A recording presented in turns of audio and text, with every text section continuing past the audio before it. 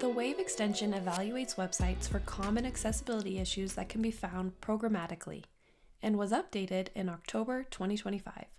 The three main updates we'll cover are: the Summary tab was combined with the Details tab, you can now retest a page without refreshing the page, and each page shows the automated AIM score.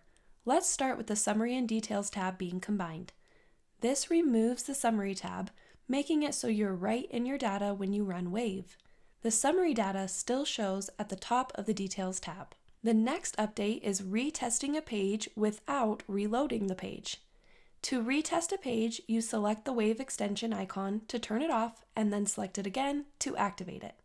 In the past, whenever you reactivated Wave, it would reload the page too. Now it evaluates the page again without reloading the page. This means you can make changes to the code using Inspect and not lose them when you retest a page. The last update is that the automated AIM score was added to the Summary data. The automated AIM score is a formula that takes into account all the errors and alerts on the page and compares the result with the top million websites. So a 5 out of 10 would mean the page is average compared to other web pages. A 0 would mean it does worse compared to other pages, and a 10 would mean it does better compared to other pages. A complete AIM score includes both an automated and manual testing score, but this automated score can be a good metric to gauge the current state and improvements. You're ready to use the updated Wave extension. Remember to subscribe for more accessibility videos.